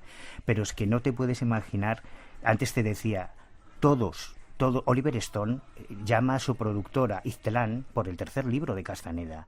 JJ Abrams, o sea, todos los directores de cine, todas las series de televisión, incluso hoy en el siglo XXI, si tú te fijas, y claro, yo ahora me he fijado y hago una lista muy extensa, en series como Perdidos, en series como True Detective, en series como Fringe, en series como Expediente X, Los Simpson dedicaron un capítulo, incluso un monográfico. ¿Me dejas que ponga un corte de... Claro, por favor. Un corte de una película? Porque también hasta el cine llegó esa influencia. Todo esto para centrar que eso, un personaje súper no sé cómo se diría. Influyente, inspirador, esa sería la palabra, en muchos campos de la sociedad, culturales y de todo tipo. Escuchar este avance de la película. La defensa llama a la doctora Sadira Adani. Actualmente soy profesora de antropología y psiquiatría en la Universidad de Northwestern. ¿Dónde estudió, doctora? En Yale y luego en Cambridge. ¿Y cuál es concretamente su especialidad? Estudio las experiencias espirituales de personas de diferentes culturas y los cambios fisiológicos y psicológicos que tienen lugar durante estas experiencias. Podría decirse que está especializada en el estudio científico de la posesión. Sí. En mis investigaciones he visto a muchas personas que dicen haber sido invadidas por un ente del reino sobrenatural. ¿Por qué cree que Emily fue invadida? ¿Por qué sufrió esta posesión sobrenatural? Basándome en mi análisis de su historial, yo pienso que Emily Rose era hipersensible, una persona fuertemente conectada a lo que Carlos Castaneda llamó una realidad aparte. Ahí estaba la influencia también en esa película El exorcismo de Emily Rose, sale Carlos Castaneda. E insisto, lo que decía John Lennon, era tan importante como Jesucristo, que había creado un movimiento cultural, una religión y mucho más todavía, y una filosofía. Él, en un momento, nos pegamos un salto muy grande, pero él en un momento determinado, sobre todo después del cuarto libro, deja de ser un antropólogo simplemente para convertirse en un profeta. En un profeta de un nuevo sistema de pensamiento, el neonahualismo tolteca, que hoy por hoy siguen millones de personas en todo el mundo. No te imaginas la cantidad de seguidores que tiene, porque a medida que sus libros... Él vendió 27 millones de libros en 17 idiomas, más las copias piratas. Y cuando tú buscas en buscadores rusos, alemanes, chinos, árabes... En Rusia, sobre todo en Rusia, hay montones de cosas que te podría contar de Castaneda en Rusia, muy curioso.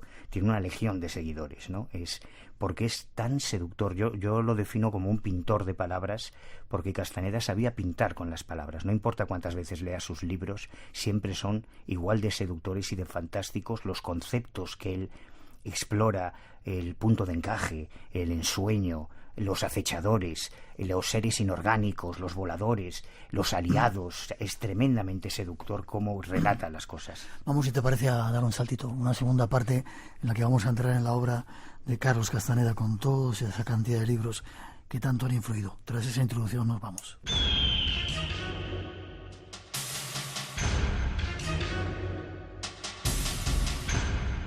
Sigamos descubriendo más detalles de la vida de Castaneda. Centremos ahora nuestra atención en sus enseñanzas y en la personalidad de Don Juan, el brujo yaqui que le ayudó en ello. Fue en Nogales, una pequeña ciudad fronteriza mexicana, donde Carlos encontró al americano nativo que iba a cambiar su vida para siempre. Don Juan Matus fue chamán de una tribu mexicana llamada los Yaqui, que vivía retirado.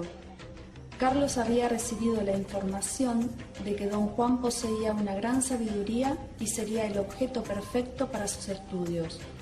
Pero no fue un encuentro fácil. No creo que cuando lo encontró por primera vez entendiera la importancia del encuentro, y estoy seguro que tampoco don Juan lo sabía. Parecía haber visto a través de mí, y mientras yo seguía chapurreando, él me miró y movía la cabeza lentamente, pero no dijo nada. Por fin, después de un tiempo que parecía larguísimo, don Juan se levantó. Había llegado su autobús. Dijo adiós y salió de la terminal. Castaneda describe que se encontraba muy conmovido y se enfadó de alguna manera. Él sabía que tenía que volver a encontrar a esa persona. Fue un momento decisivo porque cambió su vida. Tratemos de conocer quién era este brujo, este maestro conocido como Don Juan.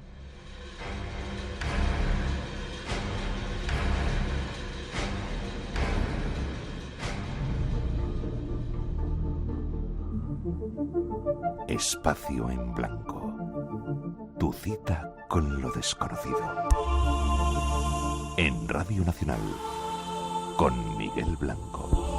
El misterio continúa. Tenías razón, Scully. ¿Sobre qué?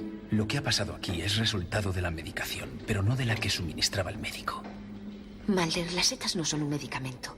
Están deliciosas, pero no despiertan a los muertos. Los chamanes las usan hace siglos para subir al mundo de los espíritus. Me parece que has leído demasiado a Carlos Castaneda. De acuerdo, pregúntale a cualquier antropólogo. Lo sé. Cuando el chamán se intoxica, tiene sueños o alucinaciones que más tarde interpreta. No creo que haya nada de magia en eso. Ahí está esa serie que tanto te gustaba, Expediente X, y también la influencia de Carlos Castaneda. Vamos con su obra, si te parece. Empieza a escribir libros. Don Juan, las enseñanzas de Don Juan es el primero. ¿Quién era este personaje? Bueno, no quiero sacar conclusiones todavía. Un brujo yaqui era, un guerrero yaqui. Él tenía una asignatura, cuando estudiaba antropología, había una asignatura que impartía Clement Meighan, que fue su gran valedor en UCLA. Y un día Meighan, en la clase de antropología californiana, le dice a toda la clase que quien presente un trabajo, el alumno que presente un trabajo entrevistando a un indio nativo, o sea, que salga a la calle, al mundo, y busque un informador, tendrá un sobresaliente, tendrá una buena nota en ese semestre, ¿no? De toda la clase, solamente 3 presentaron el trabajo. Uno no se molestó mucho, entrevistó a un indio que trabajaba en el campus. Otro, que supongo que tenía un rancho y tenía un mapache, un arapahoe empleado allí, pues le hizo unas cuantas preguntas. Pero el único que llegó con una obra maestra, fantástica, fue Carlos Castaneda. ¿Dónde fue? Bueno, no te quiero cortar.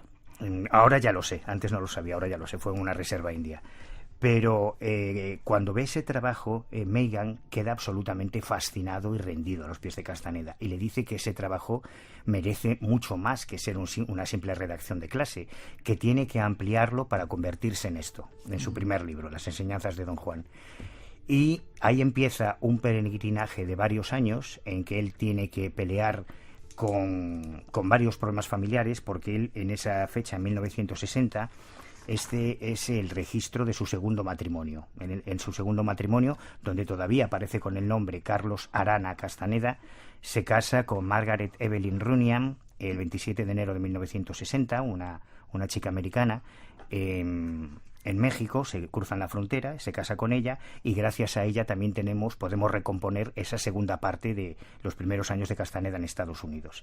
Pero el matrimonio fracasa, aunque siguen manteniendo la relación mucho tiempo, porque Castaneda, este es un tema un poco delicado, le pide un hijo por encargo, porque él se había hecho una vasectomía después de haber dejado embarazada a Gina Lucorso y que naciese Charito, que ahora vive en Suiza.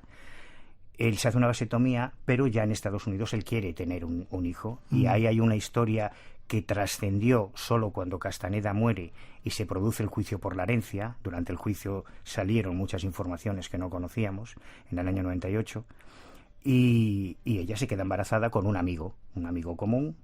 Al que le piden que le embarace para que sea su hijo. Exactamente. Vale. Y ahí nace Carlton Jeremy Castaneda, que supuestamente pasó a la historia como el hijo de Castaneda, pero no es hijo biológico. La hija biológica es Charito. Entonces él va simultaneando pequeños trabajos para ayudar en la manutención de Carlton, sigue sus investigaciones, porque él realmente, lo que dicen muchos críticos de que todo es mentira, que él se lo inventó todo, para nada. Castaneda tuvo un montón de informadores. Yo ahora por fin puedo poner nombre y fotos a Don Juan, a Don Genaro, a Doña Soledad, a la Gorda, ya sé quién es cada uno de ellos, dónde los conoció y cómo. Y él va simultaneando investigaciones mientras va trabajando en su libro, en el primer libro. Hay un momento incluso en el año 65 en que tira la toalla porque sigue percibiendo el racismo y la marginación con que le tratan los norteamericanos por ser un inmigrante latino, pequeñito y de tez morena, y deja UCLA. Abandona la universidad y de hecho tiene que pedir posteriormente un trato preferente para poder presentarse a los exámenes cuando se publica el libro y terminar la diplomatura y después la licenciatura. Vale, te me vas por la rama. Y aparece el primer libro. Cuando aparecen las enseñanzas de Don Juan, es, como te decía, en un momento fundamental, en ese lapso en que se ha descubierto que el LSD no era la panacea y tenía efectos secundarios.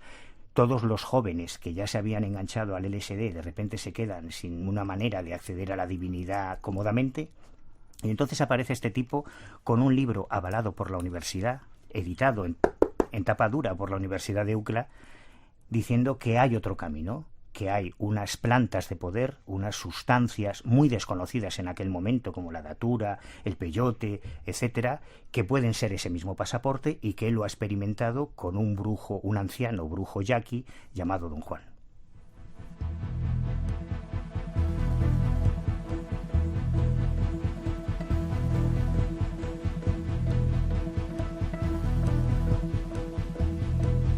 Vale, ¿dónde o quién era este personaje, Don Juan? ¿Y dónde lo conoce? Guerrero Yaqui, México, ¿en dónde? Oficialmente, o sea, primero está la versión oficial, la historia oficial, y luego la verdad. Luego sacamos, bueno, la verdad. Vale. Sí, la verdad histórica, vamos. Luego sacamos conclusiones. La verdad histórica. Pues él, lo que cuenta en el libro es que él, para hacer este trabajo para Meigham, él decide especializarse en las plantas de poder, hacer un trabajo sobre botánica chamánica, digamos, ¿no? Tiene un amigo al que tarda varios libros en ponerle nombre, porque cuando tú lees toda la obra de Castaneda cronológicamente, te das cuenta de que como en los libros sucesivos va tapando lagunas que habían quedado en los anteriores, ¿no? Entonces hoy sabemos que se llama Bill porque aparece en el quinto o sexto libro con ese nombre, pero en el primer momento él solo dice que era un compañero de UCLA, que en verano de 1960 en una estación de autobús en la frontera entre Estados Unidos y México, le señala a un anciano de cabello blanco, de nariz aguileña, de aspecto venerable, diciéndole que ese es un gran chamán, que es un gran brujo, que es un yaqui, y que, pues que podía ser su informador principal. Castaneda cuenta que tiene un primer contacto con Don Juan, diciéndole que él es un estudiante de la universidad, que es una persona muy seria, que sabe mucho sobre el peyote y que le interesaría intercambiar conocimientos con él. Y lo que cuenta Castaneda es que Don Juan, sin dignarse a contestar, le mira de arriba abajo como diciendo: muchacho, ¿a dónde vas? Se da la vuelta y se marcha. Sí. Y lo que en el párrafo siguiente soluciona con una sola frase, con una simple frase, lo que a miles de investigadores, de antropólogos, de periodistas, de etnólogos buscaron por todos lados. Buscar a Don Juan, no identificar a Don Juan. Él simplemente dice: después de ese encuentro me propuse averiguar dónde vivía Don Juan y lo localicé y fui a visitarlo, como si fuera tan fácil. Entonces, a partir de ahí comienzan sus enseñanzas en 1960. Los primeros libros, los primeros 3 libros, están construidos como un diario. Él encabeza cada capítulo con la fecha en la que supuestamente se producen las enseñanzas. Explica también que como no le dejaba tomar notas, él las tomaba clandestinamente, utilizaba un rompevientos, un abrigo con unos bolsillos muy grandes, y ahí iba garabateando las notas. Tú sabes que me conoces en los viajes, yo soy un anotador compulsivo, yo tengo todo anotado, soy un enfermo del dato, y a mí me admiraba que fuese capaz de transcribir todos esos diálogos, que son muy extensos, sin mirar siquiera, ¿no? Pero también menciona en el segundo libro, en una realidad aparte, menciona una grabadora, que en una ocasión, por lo menos en una ocasión la menciona él en uno de sus libros, llevaba una grabadora que colgada del hombro parecía una cámara fotográfica, o sea que supuestamente hay cintas. Bueno, su aprendizaje concluye, y esto es fundamental, concluye en las enseñanzas de Don Juan. Él asegura que en el año 65 tiene lugar las últimas entrevistas con Don Juan.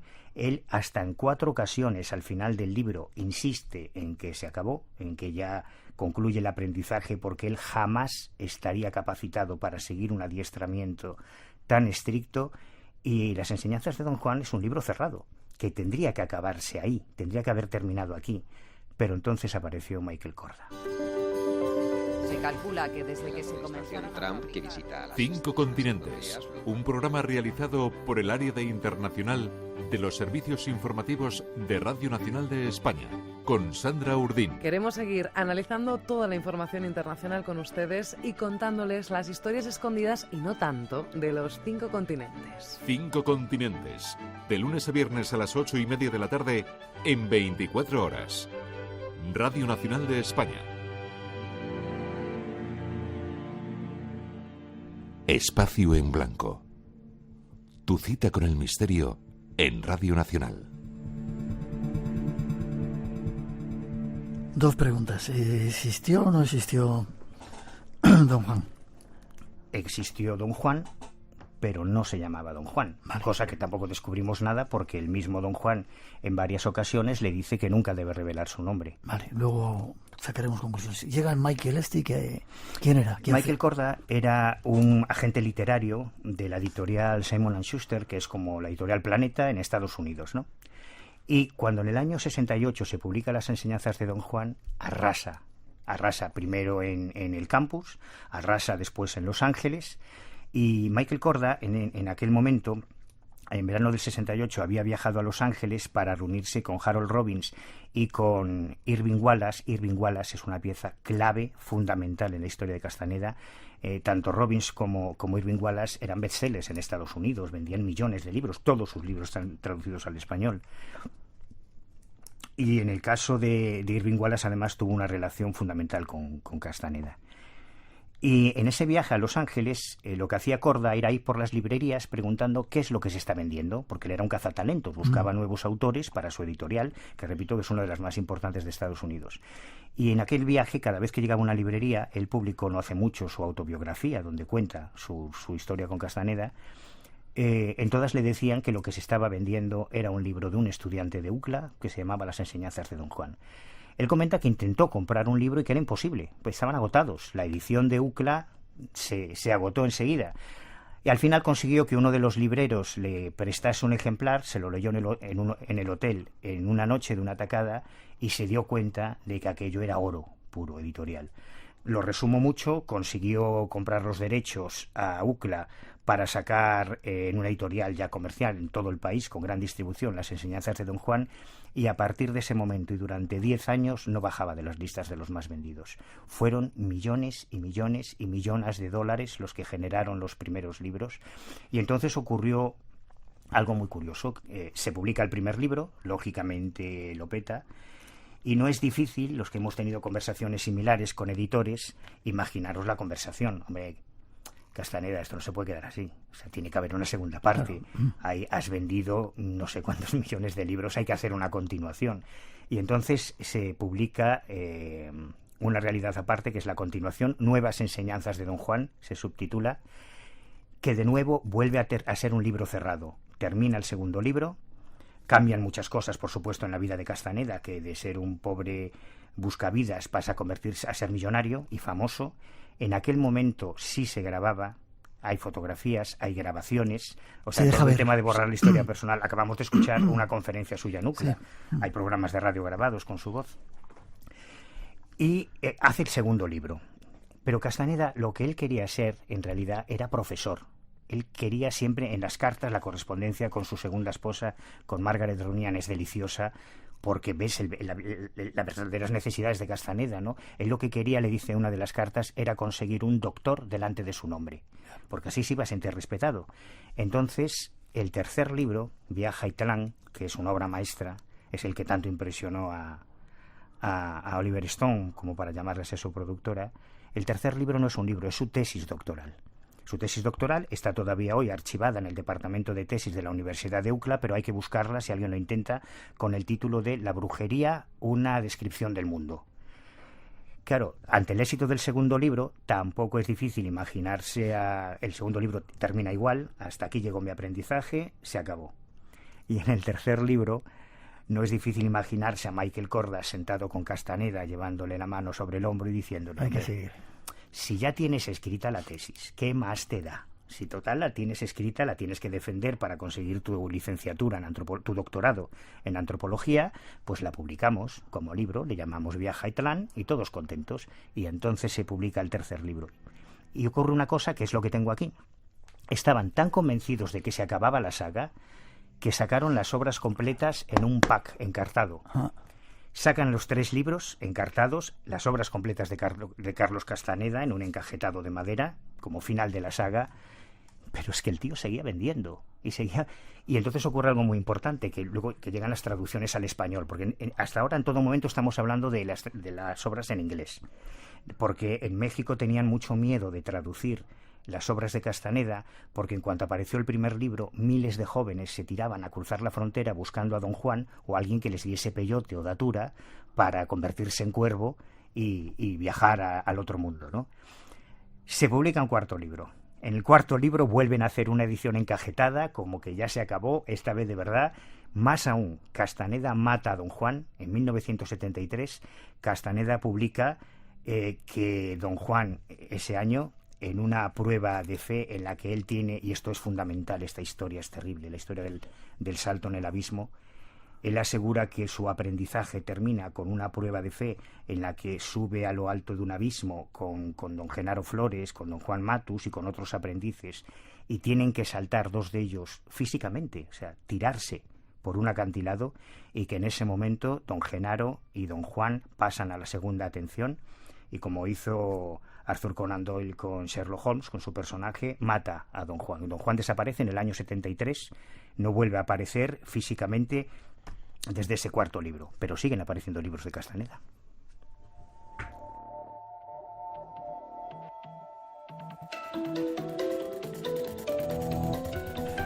Estamos a punto de terminar esta primera hora. No hemos contado nada. Es que te enrollas que no veas. Déjame que te ponga un corte de un personaje y quiero que me digas quién es este. Se me han quedado las brujas, el tonal y el nahual, los pases mágicos, el arte de ensoñar, la vida del guerrero. Pero escuchemos este corte y me dices quién es. Muni se perdió. La mujer nahual, Caroltic, se perdió por 10 años. No, ya creían que se la habían llevado los inorgánicos. Entonces, cuando fui, eso no lo cuento porque no, hay cosas que no conté, un montón de cosas que no conté porque me parecía... ¿Quién es este personaje? Ramón de León. Ramón de León es uno de los muchos amigos personales de Castaneda que pude entrevistar. Él es... Bueno, él vive en Costa Rica, conoció en Costa Rica. Castaneda hizo 2 viajes muy importantes a Costa Rica con sus brujas, con Carol Tis, Florinda Donner. Después volvió con la Exploradora Azul, con Taisa Velar y con la Gorda, la terrible Gorda, que tiene una historia terrible, Beverly, terrible, de las más terribles de las mujeres de Castaneda. Y iba a Costa Rica porque Byron de Ford, su amigo entrañable, uno de sus mejores amigos, con el que compartió piso y experiencias a principios de los 50 en Estados Unidos, era costarricense. Volvió a su país, le invitó a viajar allí y él hizo por lo menos 2 viajes que yo tenga documentados con varias de sus brujas en cada uno de los viajes. Y en uno de esos viajes ya había ocurrido la historia con Fellini, y es que Federico Fellini, por ejemplo, fue uno de los directores que se obsesionó con Castaneda. Durante 15 años estuvo dando la matraca a su representante Simon & Schuster para conseguir los derechos para llevar la vida de Castaneda al cine. Y después de 15 años, en un viaje a Roma, Florinda Donner, que era su bruja más cercana, la preferida, y Castaneda se presentan ante Fellini y le dicen: hola, soy Castaneda. A partir de ella, una relación muy turbia, muy tremenda. Fellini viaja a Estados Unidos y a México para grabar Viaja a Tulum, la película que iba a ser la obra de Castaneda. Al final no llegan a un acuerdo porque Castaneda quería tener el control de la producción, ya había otros interesados en haberla llevado al cine, y entonces se encomienda a este personaje, a Ramón de León, la misión de conseguir un productor para las películas de Castaneda. Ramón viaja a Estados Unidos, a Inglaterra, a Italia, a Francia y termina en España. En España, además, en el año 91 organiza una reunión con algunos personajes muy conocidos del cine y la televisión española. Castaneda viaja en aquella ocasión con Carol Tis y con la Exploradora Azul, Nuria Alexander, su supuesta hija, la hija energética de ambos, que sería un ser inorgánico que según él se habría materializado aquí. En realidad era una joven con una vida muy triste y que fue fundamental por los terribles acontecimientos que pasaron en el 98. Ella fue la clave para entenderlos. Se alojan en el Hotel Conde Duque, aquí en Madrid, que también fue una movida la investigación ahí en el Conde Duque para intentar acceder a los archivos del hotel.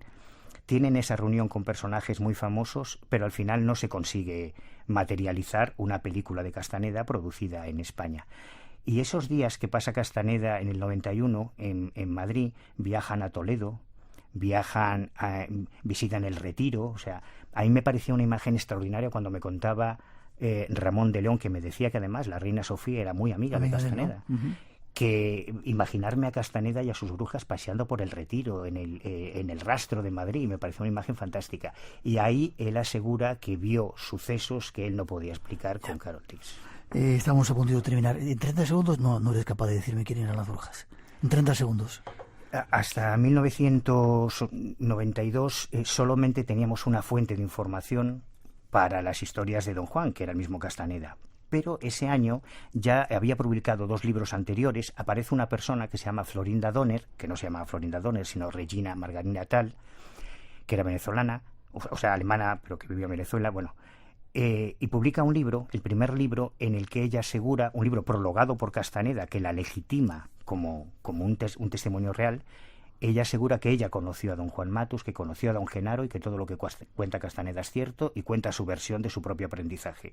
Y al final de ese mismo año aparece un segundo libro de Taisa Velar, otra de las brujas, que cuenta más o menos lo mismo, ¿no? Que ella también da fe y se convirtieron un poco en las apóstoles del Nahual. Serían las seguidoras de Carlos Castaneda, ¿no? Las más cercanas, hubo muchas. Te quedas un ratito más y sacamos conclusiones, ¿te parece? Muy bien.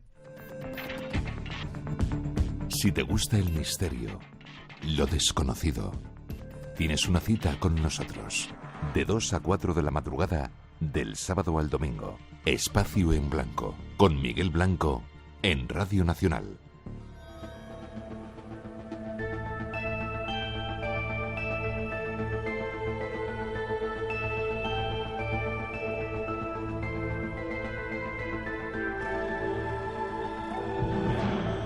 Hemos de hacer una pausa, llegan las noticias de las 3, las 2 en las Islas Canarias, los servicios informativos, nuestros compañeros nos pondrán al tanto enseguida de la actualidad, va a ser justo ese tiempo y enseguida regresamos.